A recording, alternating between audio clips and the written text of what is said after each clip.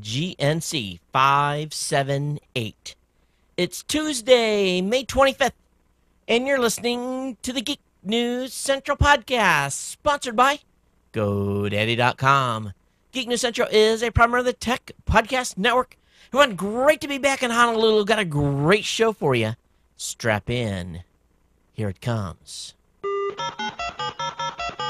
All right, people, I need a go, no-go for the Geek News Central podcast. Digital archive recorders. We're go fly. Microphone. We're go fly. Video feed. Go. Web browser. Go. RSS data stream aggregator. Go fly. Interflux Toddism suppressor. All right, I'm confused. Host readiness check. Welcome to the show. Welcome to the show. Voice ready confirmed. The Geek News Central podcast is a proud member of the Tech Podcast Network.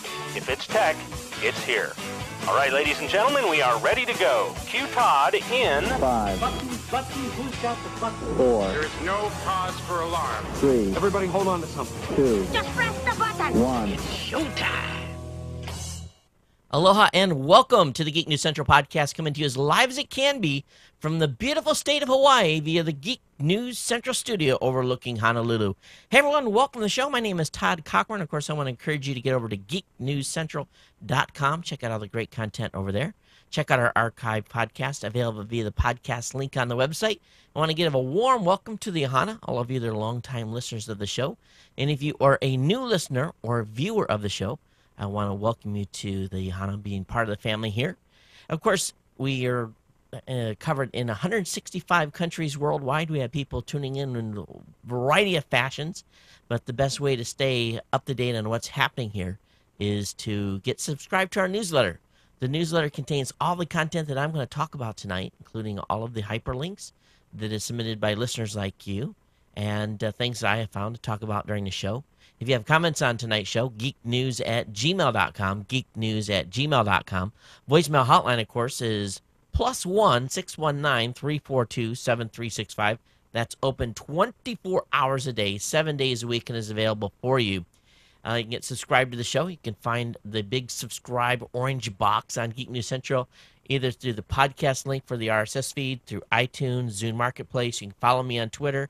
Of course, we're going to have a lot of great stuff coming in the special event feed. So if you're not subscribed to that feed, get subscribed to the special event feed, because I'm going to start pushing out all the great content that I recorded at Ford starting probably tomorrow night. So many of you have been asking me, where is the video from the last show? Well, I flew out of southern Michigan. Actually flew out of Detroit Sunday. And the bandwidth at Mom's house was not really sufficient for me to push out the show in an orderly fashion. So as we speak, one of the computers is actually uploading the show from Friday to YouTube. So that should be up there sometime later tonight, and along with probably in the morning, the video from this show, and then we'll get it distributed on techpodcast.tv. and all the other locations I distribute through the RSS feed. Tonight, we're recording on the new computer that has been delivered by Sweetwater, and so far, everything looks good. We'll see how that goes at the end of the show. I'm pretty happy with this machine because it is silent. You cannot hear it run. I mean, they have done an amazing job with keeping this thing just micro quiet. It's sitting right next to, really right down here, 2 feet from me, and barely a hum out of the machine. So we'll see how good it does for auto recording. We're feeding it via the FireWire port and then recording to Adobe Audition. So we'll keep our fingers crossed, and you guys will be the first ones to really be able to tell how the audio recording sounded on this new machine. Of course, the TriCaster's pushing to out to the internet, and those of you on Ustream, want to thank you for joining the show tonight as well. Well, I had a great visit with my mom. It was 2 full days, really 3 nights, 2 days, and I had to leave just at the crack of dawn, really 4 o'clock in the morning. I had to drive out to get back to Detroit, and then get on a flight to that connected in Chicago, then on into Honolulu. First time I've had to fly a 9-hour burner in quite a while, and what was nice about that 9-hour burner home was I probably slept 4 or 5 hours on the way back, so it was awesome. It really was. So I had a nice visit. Look forward to doing that hopefully more often as I'm getting out there. Now, we had a great meetup Saturday evening at Applebee's. Boy, there's just so many people to uh, really to say hello. And of course, the guys at the iPad show want to say hello to them and wish them well with their show. I want to thank Barry for coming down from Grand Rapids, Mike from coming down from Grand Haven, and of course Barry's Barry Cants of Raw Voice came down, and I was expecting Barry to roll in maybe about 3 o'clock and actually stop at the house early and have I'd give him the address and we were going to just have a little chat and he didn't show up. And about 4, or actually about 5:30, just a little while before the actual meetup was going to start, he let me know that his car, his Volkswagen that he's drove for years, his Bug, had broken down about 30 minutes south of his house. He had actually had his wife come and get him after he had it towed to a dealership. And then she took him to the airport and he got a rental car and actually came on down. Hardcore dedication. Thanks, Barry, for coming out. And even though it took you 4.5 hours, what normally would be a 2-hour trip plus a rental car, Barry gets the award for definitely being the most dedicated. Mike gets the award for coming the farthest, driving down the farthest. And I want to thank those guys for coming out Saturday. We had a real nice kind of meet up at Applebee's, just talk shop a little bit, and it's fun and everyone was podcasters, so that was kind of cool to be able to just kind of talk podcasting and share with information with one another. Hey, the special insider that I recorded, yes, it's in the camera. Matter of fact, the camera is right here, and the memory sticks are still inside it. I have not downloaded anything from it. We'll start doing that tomorrow. But we'll get these. I have to get the videos from Ford up, and then I'll work at getting the Insider. It's got about 10 different pieces of video content. So if you have become an insider here at Geek News Central by going to geeknewscentral.com/insider, you'll definitely be getting the direct email with the link to actually to watch this video. It's not too late. If you want to become an insider between now and the time that I put the video up, I think you'll get a real deep inside look of basically where I grew up. And really, it's going to give you some real deep insider information. So I look forward to sharing that with you here later in the week as I get that published. Of course, you can get over to geeknewscentral.com and /offers. Check that out. You may have noticed on the website at geeknewscentral.com, I have an ad up there. It's iParenting Top Award winner, Your Baby Can Read. Now, if we've got any parents or grandparents in the audience, I think you guys should check this out. This is an amazing program. I've talked to a few people that have actually been using it. It's the pricing to get started starts at $14.95 for a subscription, and of course read the terms and details on this. But if you want to get your child started off right and really get a jump on reading and learning pronunciation and so forth, you definitely want to check this program out. Again, iParenting Top Award winner. It's called Your Baby Can Read.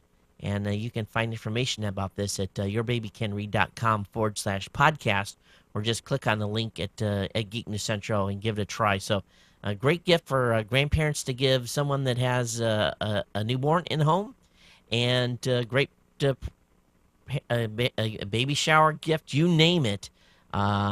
This would really fit in well, and the price is right. So definitely check it out. And if you've subscribed to it, let me know. Let me know how it's worked out for you by using their program. But I just wanted to share that real quick. But you can find more information about that at geeknewscentral.com/offers. Hey, definitely going to be, looks like everything's firmed up for Rochester, New York, and I'm going to be there the week of June 14th. So, Sal, we're going to hold you to this place that you're saying is fantastic to go eat. Looking forward to hitting the local places there. So what I really want, and I know Buffalo is known for chicken wings, but I think Rochester has to be famous for something. So let me know what that famous food is and the great places to eat in the Rochester area. I'm going to be there for, well, I fly in Saturday night, And then I'm going to be there all the way through Friday, and then fly out very early Saturday morning to come home at the end of the week. I think the 19th or something like that. And so I'm looking forward to really kind of exploring an area I've never been to before, and hope that you guys will get me clued in, clued in on where to go in Rochester. Um, hey, I got I had asked you guys to send in submissions for GoToMeeting, and I asked for your feedback on what this product has meant to you, and basically a testimonial.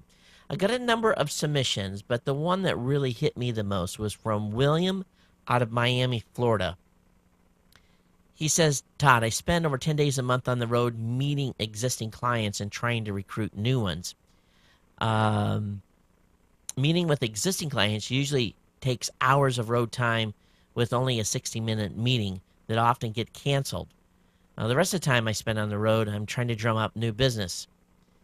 Since I have started using GoToMeeting, I spend less than 3 days a month now on the road and can meet all of my current clients in a 1 to 2 day period online and use the rest of that time to build my client base. Now, I don't know what kind of business he's in. It sounds like maybe sales or something, but he said GoToMeeting saves me several $1,000s each month in travel expenses and has allowed me to increase my sales each quarter to an additional $250,000. That's impressive. He's increased his sales each quarter to an additional $250,000. He says, thank you for GoToMeeting, William Briggs out of Miami, Florida. William, my friend, I'm going to pay for 3 months of your GoToMeeting service. That is an absolute fantastic testimonial. To think that you are earning or actually putting additional dollars into your pocket. And, you don't say contribute completely to GoToMeeting, but from going from 10 days a month of meeting on the road to now doing less than 3 days a month on the road and then meeting with your clients online is pretty remarkable. It really is. And it goes to show you the power of saving time and money by, using this great product. So thank you for your testimony, and thank you for being a loyal customer of GoToMeeting. And I'm definitely just based on your story here, it resonated huge with me. Sounds like the type of money you're making, you probably don't need me to pay for your GoToMeeting license, but this is what this was all about, was getting feedback from folks that are using the product in order to, provide, an alternate view to the audience here on this product.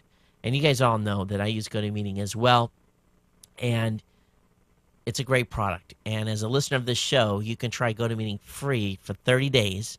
That's a month of unlimited online meetings free. And for this special offer, you visit gotomeeting.com/techpodcast. And what I'm going to do next month is I'm going to do this again. I'm going to reach out and find out if we can get some more testimonials. We got some already, but I'm going to let everyone resubmit in June, and we'll set a target date of June, the show on, let's see, probably when I get back from Rochester, or probably the best time. So the live show that's recorded on Monday the 21st of June, we'll do another one of these. We'll give away another 3-month subscription to GoToMeeting, courtesy of me. I'm paying for it. Just send in your testimonies. And, of course, those of you who are using GoDaddy, we're looking for your testimonies as well. So, again, get a free 30-day trial. GoToMeeting.com/techpodcast. Now, speaking of GoToMeeting, you guys know that you can save a lot of money. And I actually got an email from one of the listeners saying, Todd, I tried to use some of your codes. I had $110 worth of merchandise, and I wasn't able to use a code on renewals. Okay, here's the skinny on using GoDaddy on renewals. The only code that works for .com renewals is ComSale. Okay, that's the one you have to use to save money on .com renewals. All right, so ComSale is the code to use. Generally for renewals, some of my codes for like hosting renewals, that type of stuff, the codes won't work. This is largely for new purchases. So again, you can save 10% by using the code Todd on non-domain orders. Geek5 will save you 15% on any order $20 or more. Aloha will save you $20 off any order 75 or more. Again, that Todd20 code will save you 20% on 1 year shared hosting accounts. And yet, that's the best GoDaddy savings yet. So, a list of codes are all on the website. I'll have them linked up there at geeknewscentral.com. They're on the, basically, you can go right in there and find them real easy by going into the Second Commonwealth website, and there's a link there. It says GoDaddy promo codes. So, or on the offers page, they're there as well at geeknewscentral.com/offers. So, anyway, hey, thanks for GoDaddy for being a longtime sponsor here. Again, if you're looking for domain names, dedicated servers, virtual dedicated servers, whatever it may be, GoDaddy is the place to go. I stand behind their product, use it, live it, breathe it, and save money with my own codes as well. Okay, let me look at my list here. I talked about Ford, talked about being at Mom this past weekend, about the Insider that's forthcoming, talked about Rochester on the week of the 14th, covered the GoToMeeting winner. So really all that's left is if you're looking for a cool shirt like this one, it says Ohana with geeknewscentral.com underneath it, go to our Cafe Press store at cafepress.com/Ohana store. That's being run by Sam. I don't run that. It's being run by Sam, one of our insiders from Albuquerque, New Mexico. And if you've got a design you want to submit to Sam to put up in the Ohana store, he'll feel happy to do that if the design meets his approval. I saw some Twitter stuff going on too, where people were using the hashtags Ohana and hashtag GNC this past week.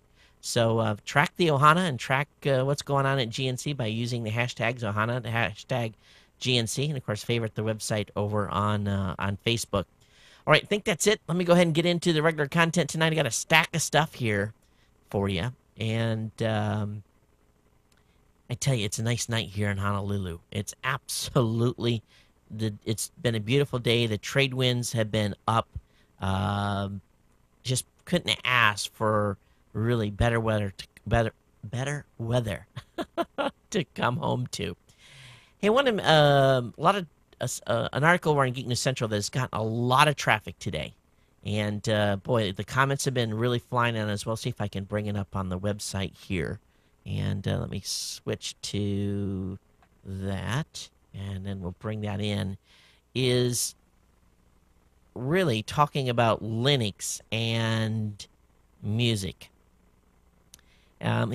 This is written by Andrew, one of the contributing authors over at Geek News Central. He says, last night I downloaded some music from Amazon for the first time, and I was both irritated and pleasantly surprised by the experience. I'd gone to Amazon because I'm not an iPod owner and wanted to get some DRM-free music for playing via a DLNA media server and also my Palm Pre. He says, I know this is a tech site, but just in case you're interested in tracks where he basically talks about what he bought. But he says, as I was downloading a number of tracks, I had to use Amazon's MP3 downloader, which I didn't like the sound of as I run Linux. However, I was plenty surprised to see that Amazon offers the downloader for 4 flavors of Linux, including OpenSUSE 11.2. And being that I'm still on 11.1, he said, I tried the 11.2 version, but that didn't work. Too many missing dependencies. If there's 2 things wrong with Linux, it's fragmentation and dependency beep. So I had to borrow my wife's laptop and downloaded the Windows version, which worked flawlessly. Anyway, he goes on to say, I can see that if you're a Windows user, experience is flawless and gives the best benefit of DRM-free music. And he says, as a Linux user, he's slightly disappointed he had to be on the latest version, and if you weren't, the options were pretty limited. Great that Amazon is at least supporting Linux in some shape, though. So this is a dilemma he's running into being a Linux user, in that, trying to get access to the music that he wants to and download DRM-free stuff was not an easy process. So maybe we can help Andrew out. And those of you that are using Linux, what are you guys using for where are you getting music at? How are you downloading it? Where are you buying it from? How's that process working for you? And if anyone in the Ohana has any suggestion for Andrew, we'll of course pass it on to him, and you can check out the comments on the blog at Geek News Central. But Andrew is again one of the contributing bloggers over at GNC. How many of you watched Lost last night? How many of you watched the last 2.5-hour episode? Boy, my family was right there to the end, and kind of a weird ending. And I probably should have covered this in the beginning of the show, but I don't know. I'd like to hear you. Those of you that are Lost fans, love to hear your comments. We won't interrupt the tech show anymore, but lots of opinions out there. I kind of was semi-happy with the ending, but I'm sure that some of you were like, ugh, probably were not. But feel free to email your comments privately. We'll talk about that. Geeknews at gmail.com. Hey, next article up is an article over that I found out at masternewmedia.org talking about website monitoring. You know, one thing that I am very anal about is running my own dedicated server. You never know when something is going to go wrong. And you can be caught off guard, middle of the night, the server goes down. And it could happen for a multitude of reasons. And generally, my machine has been pretty solid, knock on wood. Of course, that's famous last words. But he's got a great list of tools and services that you can use to basically monitor your website, make sure things are working the way they should. Lots of different things to test availability. If my server goes down, what happens is I get an email, my pager actually not my pager, but my phone rings, I get a text message. The service I subscribe to really keeps an eye on things, and they basically test when it's down. Now, whether or not I'm near a computer when it happens is a different story, but knock on wood, I've been pretty lucky, and I've been near a PC when my website has went down for the few times that it has. But nothing will set more panic in you than having a server or a website have an issue. So, but you won't know most of the time unless you have some sort of monitoring software or monitoring service. And you can do some prevention by using some of the tools he's got here, and also subscribe to some services that will monitor your website, let you know when it does go down. For no other reason, sometimes it's not your fault. Sometimes it's your web hosting provider. And none of them are perfect. And even most of them say 99.99% uptime. If you do the math on that on a yearly basis, I think they can be down like something like 20 hours in a year and still maintain that 99.99% reliability rate. So I have a link to this and, of course, all the articles in the show notes at geeknewscentral.com following the show and in the newsletter that I sent out. Hey, Twitter today really has basically thrown down the gauntlet. Twitter's, as one article wrote, or the headline in one specific website at All Things Digital, they said, Twitter's free love era comes to an end. Time for developers and publishers to pay up. This is kind of interesting. Twitter is booting anyone that's running any type of ad network or any type of stream that looks like it's sponsored type post. They have decided to go, not necessarily go after, but do some sort of agreements with companies that are making money off of Twitter. He says if you do have to pay up, there are a couple of different ways to do it. You could cut Twitter in via revenue split or agree to license its data stream, which has generally been free up until now. Or you could use to agree Twitter's own promoted tweets ad service or some combination of the above. The CEO says that the company hasn't established a minimum fee of revenue split or any other metrics for payment, so a lot of this is going to get hammered out case by case. So get in there early. And they're saying that Twitter's only focused on sites and services that sell ads against its streams. So if your service doesn't generate revenue or does so using something other than ads, i.e. subscriptions, analytics, then you're fine. But they're definitely going to go after anyone that's selling any advertising against the existing Twitter stream. And I'm sure that'll be paid tweets and that kind of stuff too. So Twitter's looking like it's time to make some money. And this is the basically, now, of course, I have this link to All Things Digital article and also the article over on the actual blog at Twitter as well. Those of you that are Android users, Adobe Reader has been introduced for the Android. And, of course, we had some cool Adobe news last week. But the Adobe Reader for Android is now available. And offers multi-touch gestures like pinch and zoom, as well as double tap zoom, flick scrolling and panning. And they've also added a reflow mode, which will take text-heavy documents with wide margins and automatically wrap the content for easy viewing on smaller screens. There's a demo of this over at blogs.adobe.com. I have a link up to this in the show notes. But Adobe's trying to, maintain their, at least some semblance of stuff being on a variety of phones, and at least Adobe's playing with them. All right, it looks like that Steve Jobs is going to be kicking off the Worldwide Developers Conference with a keynote address on Monday, June 7th. I'm actually going to be flying to Dallas that day. I actually get into Dallas, I think, 2 o'clock in the afternoon, so I'm going to miss that. But this year's WWDC is sold out.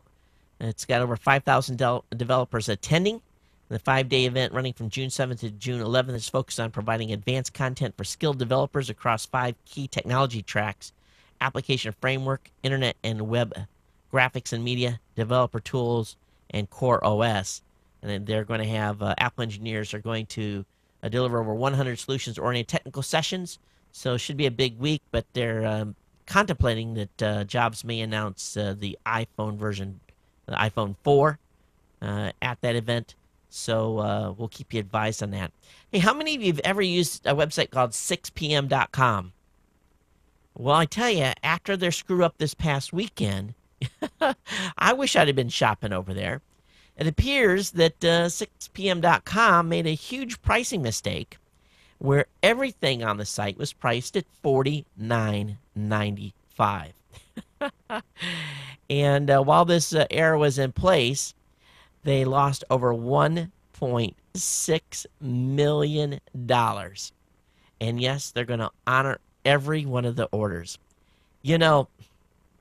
Why am I not on a website when something like that happens? Every big screen TVs, GPS receivers, you name it, was all on sale for $49.95. And that wasn't, the right price. Now, according to their announcement on their blog, they say every day the site highlights discounts on products ranging up to 70% off. They go on to say, well, this morning we made a big mistake. Our pricing engine that capped everything on the site to $49.95. And the mistake started at midnight and went on to 6 a.m. PST. So I imagine people that were out in Honolulu and places like this were in a little different time zone that went to 6pm.com probably definitely did some heavy shopping. Now, I don't know what they normally sell, but what would you do? I'd love to hear what you would do if you found everything on a website priced at $49.95. Would you break your credit card buying stuff, thinking that they probably wouldn't honor the pricing? But they did. They honored every item sold. And I don't know how big they are, but someone cashed in. Someone cashed in a big way. They really, really did. So, but they probably got as much free advertising out of the pricing issue than what they actually lost. Here they are I'm talking about on this show. All right, Facebook continues to get just hammered, and they're trying to do some damage control here with some announcements. But an article over on The Atlantic, and this is the first time I think I've linked to this website at theatlantic.com. Facebook doesn't adhere to its stated principles. Of course, we know that Facebook has faced backlashes on stuff they've done before and what they've currently done, but their stated principles are really 3 key elements. Number 1, they say you have control over how your information is shared. Number 2, we do not share your personal information with people or services you don't want. Now, we know that's not true. We know that they were sharing with advertisers a lot of information. Number 3, we do not give advertisers access to your personal information. Well, didn't the Wall Street Journal just call them out on this? And, they have stated principles, but they're obviously not living up to them. How many of you have closed your Facebook account? How many of you went in and made changes to the privacy settings? Well, on top of that, over the weekend, Facebook had some security issues where there was a message basically going around saying, "Hey, check out this Brazilian bikini babe." And when they launched the page, they were basically trying to they basically tried to install adware or malware on your computer, and this went on for a while, and they finally got a handle on that. But they did announce that they were going to be making some changes. Actually, Robert Scoble has an article up on his website that shows the actual. And actually, you know what happens here? I have to stop and actually readjust my chair. I've got a one of those pads underneath my desk that is protects the carpet, but it's a plastic, just one of those. It's one of those plastic things you buy at office stores, and the chair starts settling into the plastic, and it drives me crazy because I want to move the position of the chair around from time to time, and it just always doesn't work out that way. And I saw a place that sold actually glass ones. They're really expensive, but man, after dealing with this plastic thing, it's driving me nuts because it develops pockets, and then you end up in the same exact spot every day, which is not good for a quote unquote for a for carpal tunnel and everything else. But anyway, going back to Facebook, they're going to be updating, putting up a new clear information on a page you'll be able to load and make all the selections for the privacy right there. It's supposed to be out sometime later this week. All right, NASA has really been heavy at work with some of its satellites or some of its some of its missions that are going out there, and a telescope that's out there has captured an absolute stunning image, and I haven't found yet a big picture of this. So I want this for my desktop. But the photos that have been released recently were taken by the Wide Field Infrared Survey Explorer, or the WISE, space telescope, which was launched in December on an 8-month mission to map the entire sky. It's using instruments on board that are chilled with hydrogen, and because it's able to cool the instruments to a very cold temperature, they're able to gaze more deeply into cold and dusty regions of the universe that emit most of their light at infrared wavelengths. So this image that was released at the 216th meeting of American Astronomical Society in Miami shows the what they're calling the Heart and Soul Nebula, as solar winds, gas, and dust mix to form new stars. And the Soul Nebula alone spans more than 150 light years across the constellation. Now, it's just a remarkable picture. It really is. And when you see this, I think you're going to be blown away. Those of you that are not up on Ustream, those of you that are listening to the show, and go to this article. But one thing that I was surprised about is that this space telescope only has enough fuel to cool its instruments for a few more months. And so when the coolant runs out, the mission's over, and basically the telescope is DOA.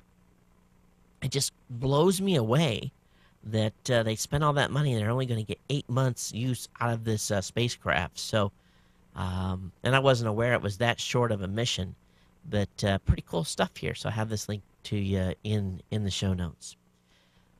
Next article up is talking a little bit about Safari, and specifically for those of you that are Apple users. There's been a bug in Safari for 2 years now that allows those of you that are on Macs to be vulnerable to attacks that allow websites to essentially litter a user's hard drive with thousands of malicious files. Now, it's called the Carpet Bomb vulnerability, and it was disclosed in May of 2008 after members of Apple's security team said they didn't consider an issue. Microsoft took the unusual step at the time of advising its customers to stop using Safari. Now, Apple issued a patch for Windows versions, but never for OS X. So while the Apple folks were, kind enough to patch it for Windows users, those of you that are Mac users, you are still sitting on top of a vulnerability in Safari. So the question is, why would the browser not have been updated? Now, this was not only an issue in Safari, but it was also an issue in Firefox and in Google Chrome, and both of those browsers have been updated to protect users. But so far, Apple has essentially left those of you running on Macs to be vulnerable to this. So the question is, why? Why would they do that after 2 years? Now, maybe they think that the vulnerability is not that big of a deal, but if the folks at Firefox and Chrome have patched their browsers, why hasn't Safari been patched for Macs? That is a question that should make all of you Mac users go, it does me, because I have a number of Macs here in the house as well, but I'm running Firefox. I don't generally run Safari. Maybe that's the issue. Maybe Safari is an afterthought for most Mac users. Oh, wait, right. The Atlantis has potentially undocked from the International Space Station for the last time. And Atlantis undocked from the International Space Station at 11:22 Eastern Daylight Time on Sunday, just over 1 week after docking with the station. During this time on station, the STS-132 crew installed a new Russian lab module, performed 3 spacewalks, replaced batteries, installed backup communications antenna, and other tasks. Atlantis is scheduled to land on Wednesday at KSC, and this is supposed to be the last mission for Atlantis, although there is a possibility Orbiter will fly one additional mission to the station next year, so we'll watch out, see what happens there. All right, for our Irish listeners, those of you that live in Ireland, 3 strikes will start striking out your internet service today. The Irish Times has reported that one of the largest ISPs in the country, Eircom, has agreed to process 50 content industry complaints each week and to disconnect users who rack up 3 complaints. The move has been waited months, and Eircom voluntarily agreed to the system after being sued by the major music labels, and it had not implemented this until today. So this is what's going to happen. 3 strikes and you're out. So for those of you that are listening to the show that are using Eircom as a internet service provider, have you switched? Are they the only choice in town? Are you worried about this? But be forewarned that they can shut you down. Now, one thing that to many of you that have used Outlook for years you're probably distinctly aware of, making the switch from Outlook to a different email service is sometimes very difficult. Luckily, when I made the switch from Outlook to Thunderbird, the site that I was getting email on allowed for IMAP, and I was basically able to push old content back into the system at the same time syncing up into Thunderbird and then walking away from Outlook forever. And but it appears that because Microsoft in February released the public specification for PST files, and PST files are the files that store all of your email in Outlook, there's going to be a number of companies that are going to be able to actually read that data now, which is cool.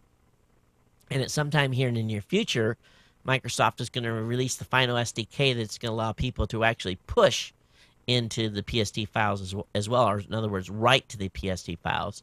So at some point, we're all going to be able to very easily switch between different platforms. And that's kind of cool because, sometimes you may try a software application. You may not particularly like it. Now, I'm not real happy with the latest version of Thunderbird and would consider going back to Office for the simple fact that, the newest version of Thunderbird just isn't getting it for me. But I might be willing to try a different application. But if it does get to the point where the software development kit is released and basically developers of all sorts can read right to the PST files, it just makes a lot of sense to make that happen, and we won't be tied to the hands of Microsoft or other mail programs so long as they support the PST format. So would you make the switch to a different email client if you had the ability to move your PST file to a third-party email client? Do you think this is going to spur development of new types of email clients as well? Are we all going to get out from underneath the juggernaut of Outlook? So time will tell. Now, my mom, she likes Outlook. She really does. She likes how it's formatted. And I actually had to install Outlook on her laptop this trip out and transfer stuff from a computer that is just about ready to bite the dust. And so, when you're used to something, I understand sometimes there's really no desire to change and relearn, especially if you're not super computer savvy. So, not against my better judgment, but to please Mom, I actually installed Outlook on her computer over the weekend, got her moved over. But let's talk a little bit about peer-to-peer. 1 down and 5 to go. A site called ISOHunt, ISOHUNT, has been taken offline. An American judge concerned with the staggering volume of infringement taking place at BitTorrent search site ISOHunt has issued a permanent injunction against the site and its owner, Canadian Gary Fung. Movie studios now have the green light to submit long lists of movie titles to ISOHunt, and those titles must not be hosted. Oh, so actually not going to take the site down. Just the movie studios are going to resubmit titles to him. Now, he's in Canada, so I wonder how they're going to enforce this. If it's an American judge and they're going after a site owner that's in Canada. Now, it depends on where the actual site is hosted. This is interesting. That they're going to be able. I don't know how they're going to enforce this. Oh, here we go. Because the servers are based in Canada, though, it's not clear how the ruling will affect ISOHunt's worldwide operation. ISOHunt was also placed on a 6-website blacklist by numerous members of Congress and the RIAA. I guess they're going after next Ukraine's MP3 Fiesta site.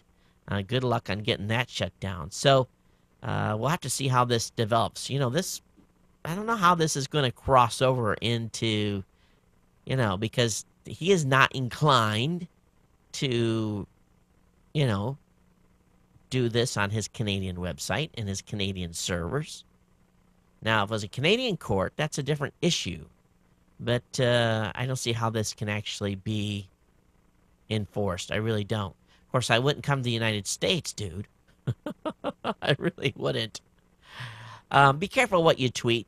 And just have to laugh. People are tweeting stuff now that are, cause him to lose jobs that they've just been hired for. And, I guess with this British Airlines strike that's going on, there's been a lot of negotiations going on between the unions and British Airways. But apparently, union boss of British Airways has discovered the perils of using Twitter because he has been tweeting during the negotiations, and it hasn't been relatively positive. So the British Airways chief executive is not real happy that this gentleman has been sharing private negotiation information over his Twitter account. So I guess what did he think he was doing? Did he think he was texting his buddy on the during the conferences? Who knows? Another article on the BBC, 7 atom transistors set the pace for future PCs. I don't know if we covered this already, if this is just mainstream media picking this up, but this almost sounds like something that we've talked about in a previous show.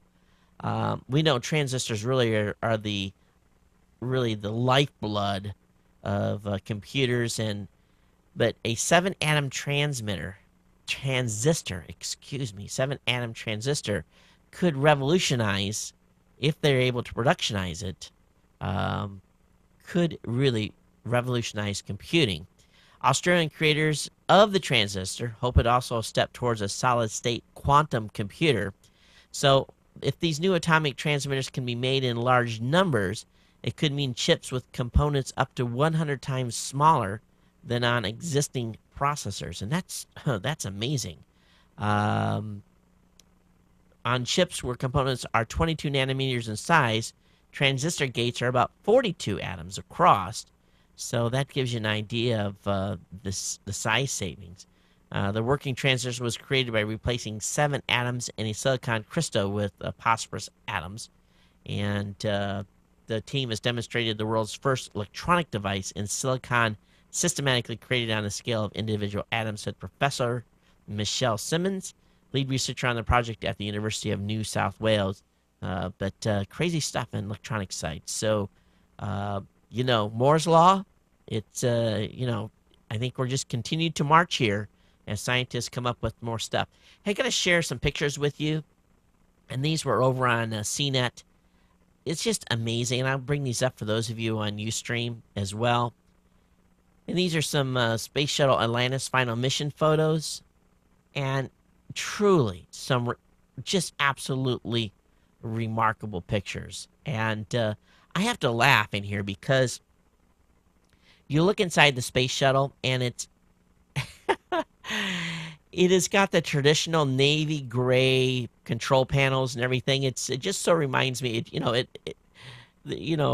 matter how far we come, how things remain the same. And you can see a very sophisticated speaker in one of the pictures, and but some terrific pictures of Atlantis docked at the International Space Station, and the old girl showing her age, but just totally remarkable pictures, and how we all wouldn't give a lot of money to go into space. It's amazing, amazing frontier, that's for sure. But cool stuff. Anyway, link will be up in the show notes. You guys check these pictures out. Just we all can eat this stuff up. At least I can, all day long. And if you look real close at the pictures and zoom in on some stuff, sometimes you see where engineering has went into the development of all the subsystems they have in space. And it's pretty amazing what they have hauled up there with the space shuttle and other lift vehicles. All right, sad news on the Mars front. The NASA Phoenix Mars lander appears to be damaged, and we know that the Phoenix Mars lander was not expected to survive, as it was facing a deep temperature drop and the extremes of the Mars winter, and it looks like from the pictures that have been captured by the NASA Mars Odyssey orbiter, it looks like the solar panels are just gone or ripped off the device, and so they are not going to try to contact the Phoenix Mars lander anymore. It's officially considered a RIP, and they didn't expect to be able to connect to it, but they made the solar panels in such a way that really, if there'd been any weight whatsoever placed on top of them, there wasn't a very high survival chance on the lander. So the Martian winter got the better of the device, and but it did its job while it was in operation. So it was another successful mission, but she's done. It appears the Japanese are working on a disc 1,000 times larger than Blu-ray. Japanese researchers, and this is according to digitaltrends.com, researchers in Japan have found a new material for optical storage that is easy to manufacture, safe to use, and it could increase disk capacity by over 1,000 times over single Blu-ray disc. To put this in perspective, a blank DVD can hold 4.7 gigs, while an average Blu-ray single-layer disc can hold 25 gigs, while the dual layer, of course, will store 50. But this new Blu-ray disc could have storage up to 128 gigs of data per disc, and something that has been hailed as a breakthrough in data storage. But, excuse me, a new series. Wait a minute. The Blu-ray Association recently announced that there would be a new series of Blu-ray discs coming that would store up to 128 gigs. Okay, now this is what was hailed as a breakthrough, but these new discs, I thought the math was on this was wrong. The new disc would be able to contain 25,000 gigs of data, or 25 terabytes per disc. How long do you think it would take to write 25 terabytes to a disc? The material is a new crystalline form of titanium oxide. The lead researcher described in an interview as being a promising as material for a next generation of optical storage device. 25 terabytes on a single disk. That's a lot. Now, will that make it into the average Joe consumer's home? I don't know. Hey, how many of you have been to Yankee Stadium? Well, if you go to Yankee Stadium, don't take your iPad. Your iPad is not welcome at the at Yankee Stadium. They have classified the iPad at the Yankee Stadium as let me. Why did I have that up there all that time? They have classified the iPad as a computer. So the iPad is seen as a possibly dangerous item. And so the Yankee Stadium security says that it's going to prohibit it being brought into the park. Although some people have snuck them in backpacks and so forth.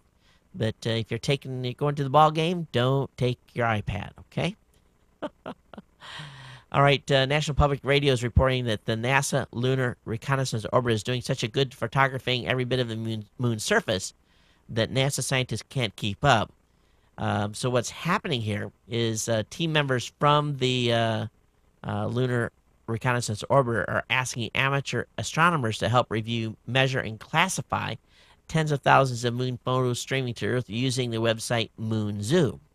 Now, this is where anyone can log in and get trained and become a space explorer. And what they're asking people to do is count the craters that they see and tell us all sorts of things about the history that tells them all sorts of things about the history and age of that bit of the surface. Volunteers are also being asked to identify boulders, measure the craters, and generally classify what is found in the images. If one person does the classification, even if they're an expert, that doesn't mean. Even if they're an expert, then anything odd or interesting can be blamed on them. But with multiple independent classifications, the team can statistically calculate the confidence in the classification. In other words, more than one person looks at a picture, they take the statistical average of what each have submitted, and they get a good data point. So if you want to spend time looking at craters of the moon and counting rocks, they need you over at moonzoo.com. Let's think about that for a second. Counting rocks and measuring craters. What do I have to do on a Sunday afternoon? Measure rocks and count craters. No. Unless you're dedicated, I don't think you're going to want to do this. HP tried to explain recently why printer ink is so expensive. Apparently, they went through a multi-page PowerPoint presentation trying to explain why printer ink was so expensive. And a reporter from Computer World was there to see this. And here was the key point. And we all know what the answer to this already. The key point in a nutshell, ink technology is expensive to develop, and you pay for reliability and image qualities. These liquids are completely different from a technology standpoint, Brown says, adding that users concerned about cost per page can buy the extra large ink cartridge from HP that lasts 2 to 3 times longer. The message here was you get value for the money. No getting around it, though. Ink is still expensive, so particularly if you have to use that PhotoSmart Jet printer for black and white text message pages. So it's all about the technology. It's not about the ink. Remember, ink is worth more its weight in gold than gold is. Did I say that right? It's worth more than gold. It's in its equivalent weight. Yeah, there we go. All right, everyone, if you haven't read a Mark Twain book as a child, then you really missed a classic. Well, it appears, and I didn't know this was the issue, but before Mark Twain's death, he requested in his will that his personally written autobiography, which covers a little over 5,000 unedited pages, would not be published for at least 100 years after his death. So there's going to be released shortly a manuscript that will be the first volume of Mark Twain's 3-volume autobiography. And so they're going to release this. And I guess the reason he wanted to wait 100 years is because he wanted to talk freely about issues such as religion and politics. And he didn't feel he could do it it wouldn't do his reputation good to do it and have it released just after he died. So it ought to be interesting reading, and we'll see what happens with the how the autobiography sells. But if you're a Mark Twain fan, which actually Twain was the pen name of Samuel Clemens, we'll see what this has to say, and I'm sure it's going to get some serious reviews. All right, a student has sued a school for privacy invasion after school found her nude photos on her phone. No, they didn't hack her phone. They confiscated her phone when she was using it in class when she wasn't supposed to be. So instead of just shutting it off and waiting for the parents to pick it up or whatever they did, the school officials searched through her phone and found nude pictures of herself in there. And she may be charged with child porn for taking pictures of herself. Huh. Can you believe this? This gal's got it. Okay, first of all, don't let your kids take pictures of themselves naked. Second of all, here you've got this gal. She's lost her phone or got her phone taken away by the school. Then the school looks through the phone, finds nude pictures of her in there, turns it over to authorities. Now, fortunately, a judge had the common sense to halt the potential. This is amazing. Local prosecutor wanted to file charges.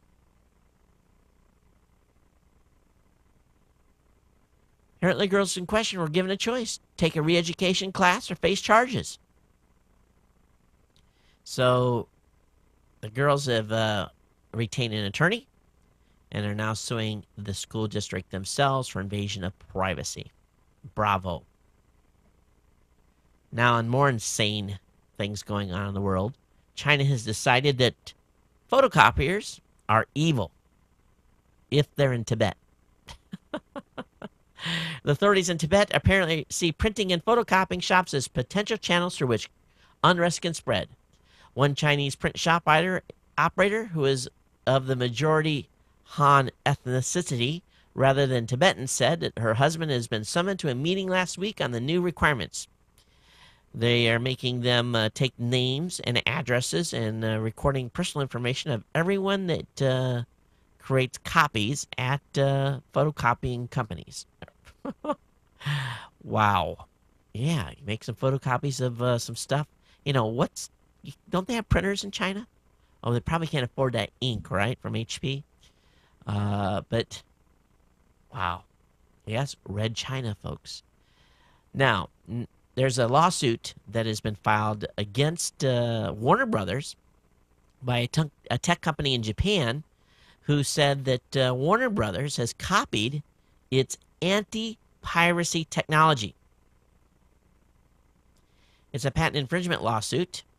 And so basically the anti-piracy company is saying that Warner Brothers had copied their anti-piracy technology. So they're suing them for patent infringement. That serves them right. Got a good article here from Wired Magazine on this is another space article. I won't go into this in too much detail. I had it earlier in the content, but it's basically the full checklist that the NASA folks go through in launching a space shuttle. Some real heavy reading there. There's a class action suit that would let you unlock almost any AT&T handset except for the iPhone. Appears that a class action lawsuit in California is on the cusp of coming to resolution, and the resolution will require AT&T to provide an unlock code for just about any phone that is sold since March 12th of 1999. Does anyone have a phone from March of 1999? But it exempts any phones that have been sold by AT&T, I think, within the last... Does it give a time frame? It doesn't, but the iPhone is exempt from this class action lawsuit. Appears that the next Apple iPhone will have video chat, and there's a bunch of people twittering about going to an audition that for a commercial that has something to do with video conferencing. So it appears again that the next iPhone will have video chat. As we've been talking about, there might be a forward-facing camera. In other words, a camera on the backside and a camera on the front. Apple is discontinuing iPhone 3G 8 gigabyte version of the phone. So you're no longer going to be able to get an 8 gig iPhone. We'll see what happens there. I know Walmart's reduced their price of all their remaining 3G phones to some ridiculously low price, $99. Another sign that the new phone is coming. Over on the Washington Post, let me look at the time here. We're doing okay. Key Democratic lawmakers call for a rewrite of the 1996 Telecommunications Act. And really what this is involving is it looks like that 74 Democrats have written a letter to the FCC chairman opposing the plan to redefine broadband. And instead, they want to write new laws to redefine broadband, which could work in the FCC's favor. The lawmaker said that starting in June, they will invite stakeholders to participate in bipartisan. Okay, I'm sure it'll be bipartisan. Nothing is bipartisan in Washington, D.C. To participate in bipartisan meetings to address issues and concerns over federal oversight of internet services and businesses. They said their offices will release a list of topics for discussion and details on how they will go about updating the 1996 Telecommunications Act. And again, this move comes amid increased uncertainty over the government's role as watchdog for internet service providers such as AT&T and Comcast. So apparently a Senate staffer who was not authorized to speak on the record said the announcement is a recognition that current law doesn't reflect the changing landscape of the web and mobile-centric communications. The staffer said the move was meant to complement the FCC's broadband reclassification proposal. The lawmakers don't intend, as proposed by some network operators, to preempt the FCC's plan. So, again, Washington Post have the link up to the full article on this, but looks like legislators are going to get in the act. You guys remember we talk about Elgato from time to time? Well, Elgato has put together, it's called ITV. The device grabs, let me bring this up on the other screen. This was an article over on Engadget. And I've gotten some of their stuff from time to time. I guess I haven't got any new stuff from them in a while. But the Elgato grabs a 1080i signal over a component from your DVR cable box or Blu-ray player and records that video to your Mac using Elgato's own desktop DVR software. The shows can then be auto-transcoded into iPhone or iPad-friendly media, providing a much needed, basically it gives you access to content that you've been able to get off the TV. It also has the ability to do live streaming.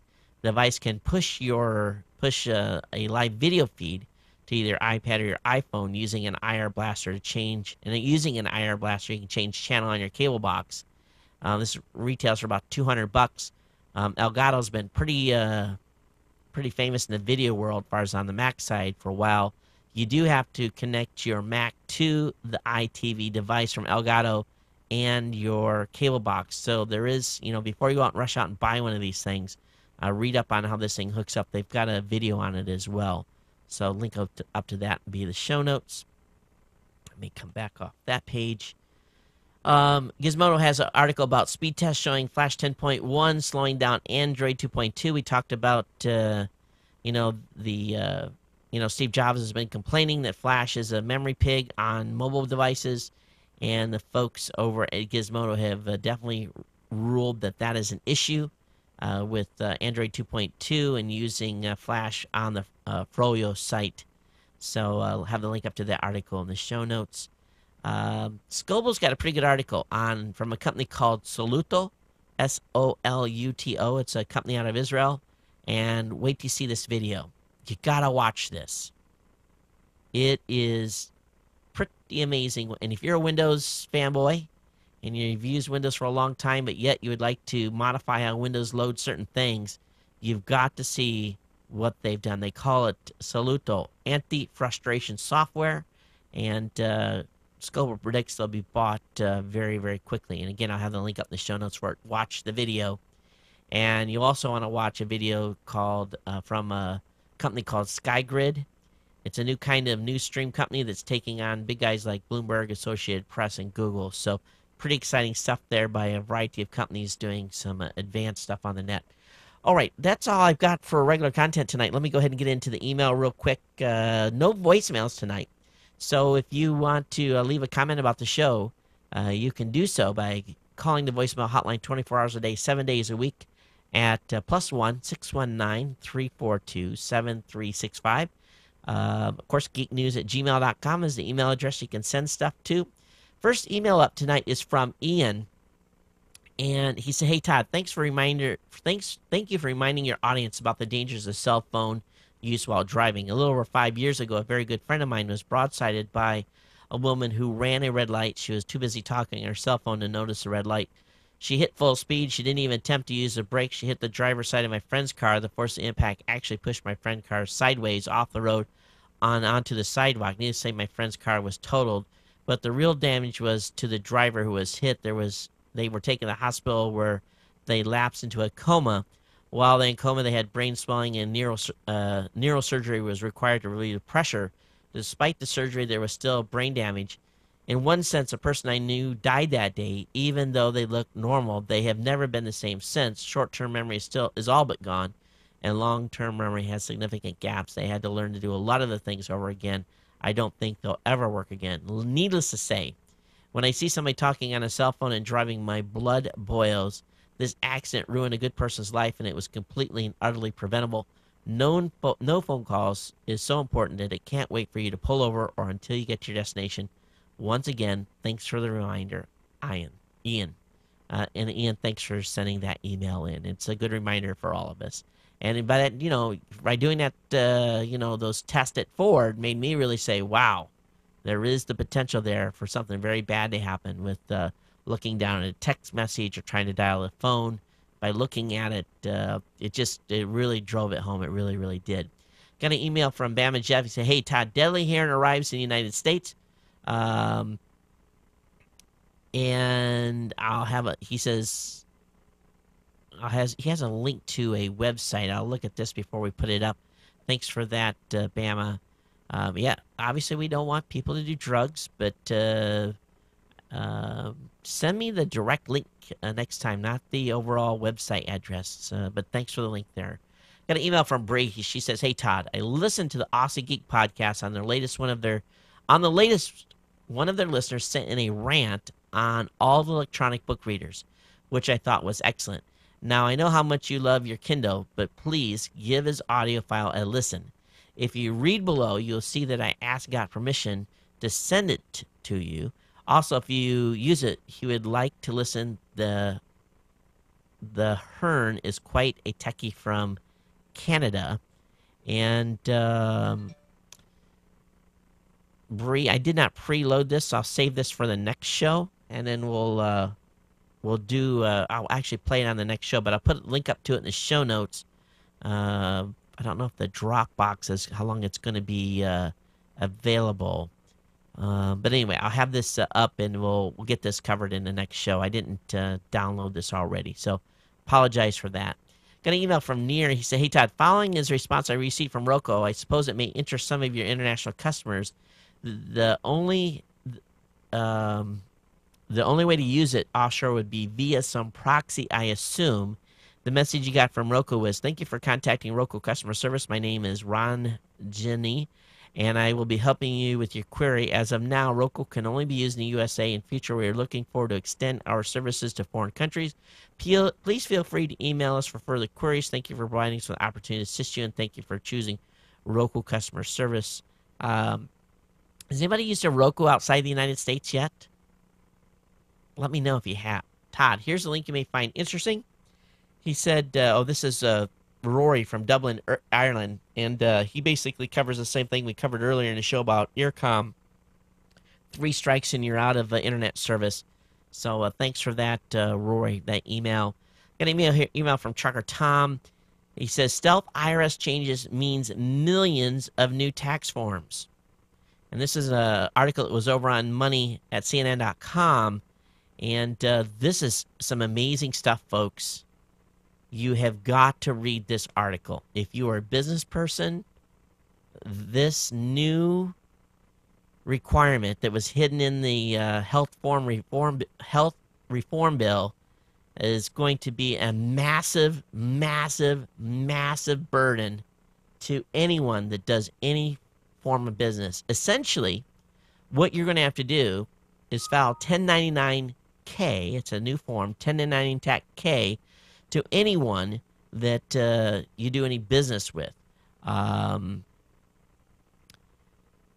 It's if you do PayPal, credit cards, if you have a direct service company like an internet service provider.